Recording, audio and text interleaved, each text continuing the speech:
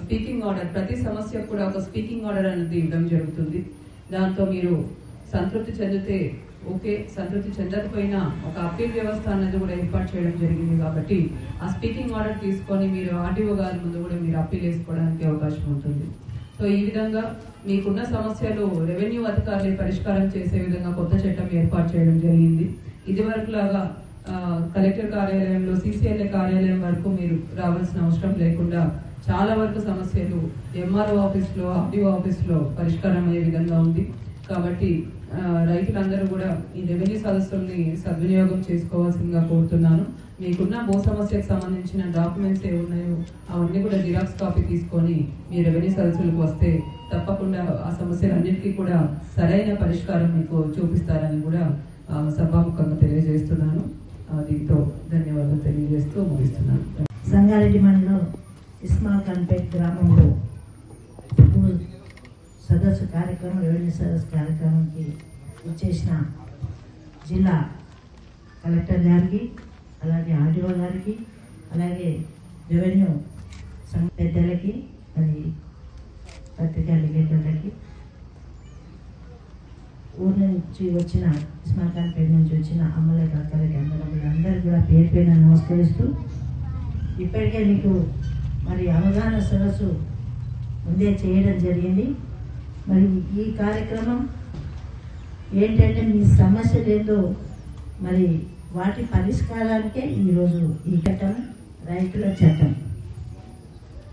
రైతులకు అన్యాయం జరిగిన రోజులు ఉన్నాయి కాబట్టి ధరణిలో కావచ్చు, అంతకుముందు కూడా ఇప్పుడే ఒక రైతు చెప్పింది 20 సంవత్సరాల నుంచి కూడా మా సమస్య ఇట్లనే ఉంది, మాకు భూమిపై హక్కు లేకుండా ఉంది, దాన్ని సవరించాల్సిన సమయం ఇప్పుడు వచ్చిందని ఆ రైతు కూడా చెప్పడం జరుగుతుంది. ఇప్పుడు కలెక్టర్ గారు కూడా విన్నారు. ఏ సమస్య ఉంది, నా పేపర్లు ఏది ఉన్నా మీరు ఇక్కడ సబ్మిట్ చేస్తే త్వరగానే మీకు రికార్డు ఇస్తారు. ఈ సమస్య మీకున్నది, ఈ విధంగా దాన్ని తీర్చగలుగుతామని రెవెన్యూ వాళ్ళు మరి మీకు చెప్పడం జరుగుతుంది. 10 సార్లు రానవసరం లేదు. ఈరోజు ఇట్లా మన ముందుకే వచ్చిందంటే మనం 100 సార్లు పోయినా ప్రతి సోమవారం దాసులు పెడితే అప్పుడు చేయలేని పరిస్థితి. వాళ్ళు కూడా ఏం చెప్తున్నారంటే కోటుకోండి అని చెప్తున్నారు. అయ్యే పని కూడా చేసే పరిస్థితి అధికారులకు లేకుండే గత ప్రభుత్వంలో. కానీ ఇప్పుడు మన ముఖ్యమంత్రి రేవంత్ రెడ్డి గారు ఏదైతే మాట ఇచ్చిందో ఆ మాట ప్రకారం మరి ప్రజల ముందుకే అధికారులు రావడం జరుగుతుంది. మరి 10 ఏళ్ళు ఎప్పుడైనా చూసినామా కలెక్టర్ గారు మన ముందుకు వచ్చి మాట్లాడి ఆర్డీఓ గారు, ఎంఆర్ఓ గారు ఎవరైనా వచ్చి మనల్ని పలకరించిందా? పలకరియలే. పోయినా మన సమస్యను అలాంటి హక్కులు లేకుండే. వాళ్ళకి ఏదైతే అవసరం ఉందో ఆ పని చేయించుకున్నారు తప్ప ప్రజలకు పని చేయాలనే ఆ ప్రభుత్వం లేకుండే. కాబట్టి ఈ ప్రభుత్వం రేవంత్ రెడ్డి గారు కానీ మొన్ననే మరి మన రెవెన్యూ మినిస్టర్ గారు కూడా రావడం జరిగింది మన జిల్లాకి. ఇలా మన ముందుకి అధికారులు వస్తున్నారు, మరి ప్రజా యంత్రాంగం కూడా ప్రజల ముందుకు వచ్చి మరి చేయడం జరుగుతుంది. చాలా పెద్ద సమస్య. ఈరోజు ఉన్న భూమిని కాపాడమే కానీ మళ్ళా కొత్త భూమి కొనే పరిస్థితి మనకు లేదు. ఎందుకంటే ఒక ఎకరం కొన్నా ఒక గుంట కొనాలన్నా ఈరోజు అయ్యే పరిస్థితి కాదు. ఉన్నది మనకు వస్తే చాలనే మరి అలాంటి బాధలో ఉన్నా మీరందరూ కూడా సంతోషంగా ఉండండి. ఇప్పుడే మేడం గారు చెప్పారు, సాయంత్రం వరకు మీరు ఇచ్చిన అప్లికేషన్కు ఎలాంటి సమస్య ఉందనేది రికార్డు చేసి ఆ సమస్య ఎట్లా నెరవేర్చుకోవాలని మీకు చెప్పడం జరుగుతుంది. మరి మీకు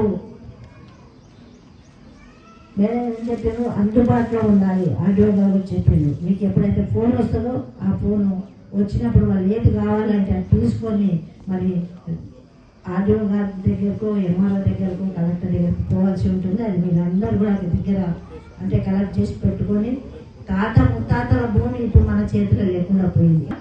ఇక్కడ ఉన్న వాళ్ళలో మరి ఉందా?